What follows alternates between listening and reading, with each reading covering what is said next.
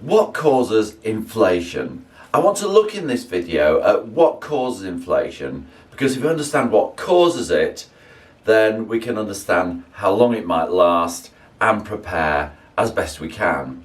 Inflation is all around us. It causes markets to gyrate, it causes our savings to become less valuable, and of course our costs to rise.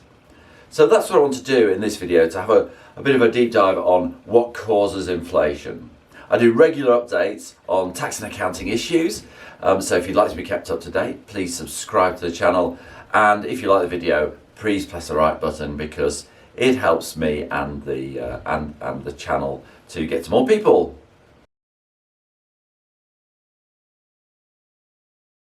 So what is inflation?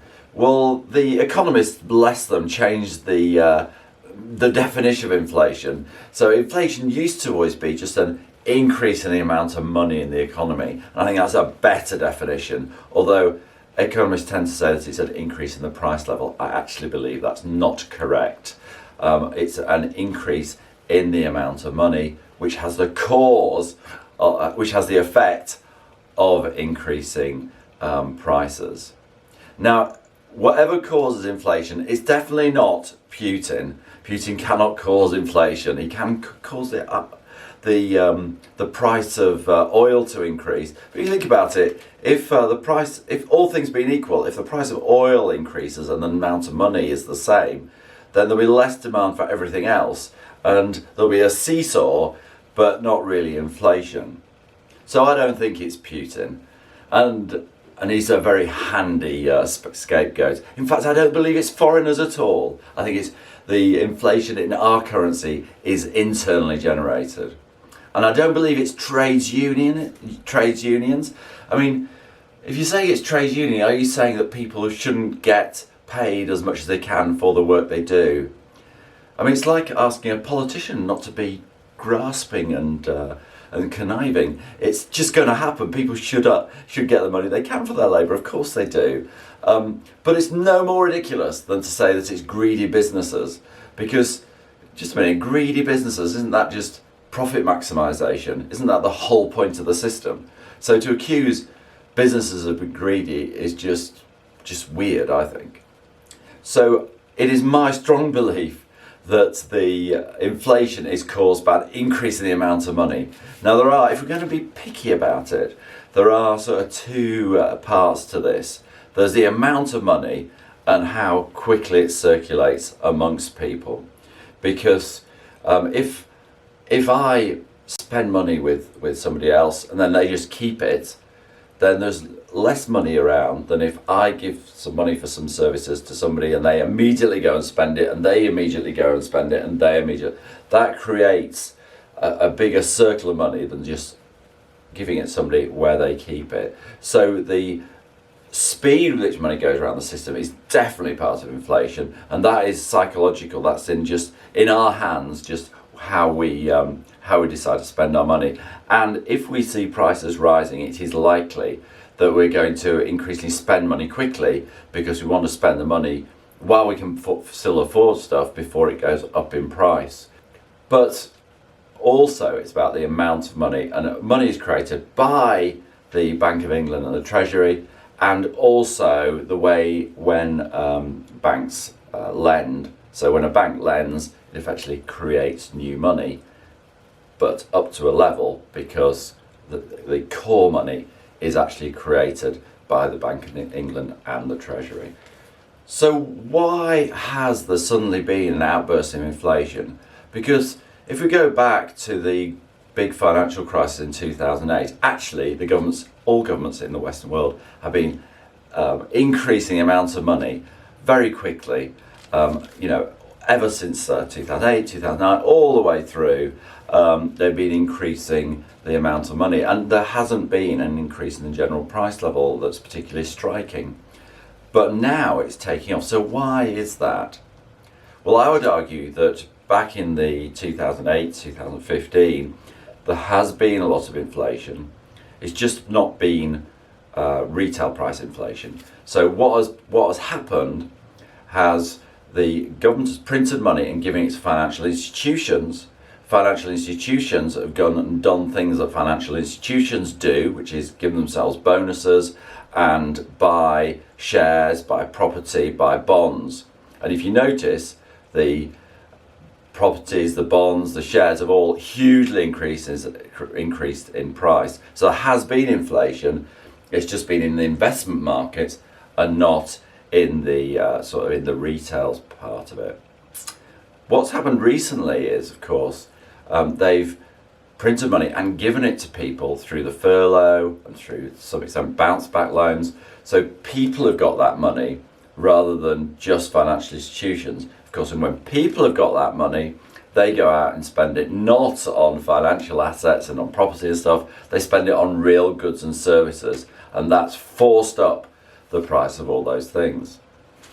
So will it continue? Well, what we've got now is that the government is slowly, or the Bank of England, is slowly increasing in interest rates, which should dampen down the amount of lending that there is, which is, and lending creates money. However, interest rates are still a fraction of what the inflation rate is. So whether that will reduce the amount of borrowing and the amount of money, we will see. So it is my belief that it is the governments and the Bank of England, it's the like the establishment that creates the financial establishment, which creates the inflation. So the question is, what are they going to do? Well, at the moment they're actually talking quite tough. So yeah, they're increasing interest rates, and they've also they're saying they're going to de-print money, to unprint some of the money. Now, when I talk about printing, obviously it's not printed in the physical sense, it's electronically created. And they're talking about electronically uncreating money. Well, that will be deflation, that will take money out of the system. And if they actually do what they say they're going to do in that regard, what they'll do is create the mother of all recessions. So the question is, will they actually create the mother of all recessions, or will they let inflation increase and substantially increase? And at some stage, they will have to choose between those two, and that is coming very, very soon. Now, it's a long-term v short-term argument. If you reduce inflation, that has long-term benefits, because having sound money is at the core of the capitalist system, whereas just creating more money and letting it all rip, but avoiding an immediate recession has the short-term advantage that you avoid the recession and the inflation works out over a period of time, by which time the people in charge might be onto other jobs. So there's, in my experience, whenever governments are caught between those two choices, they start off talking tough and doing the right thing. But when it gets tough, do you think that the establishment, the politicians and the Bank of England will be brave enough to continue down that course, cause a recession and kill inflation off?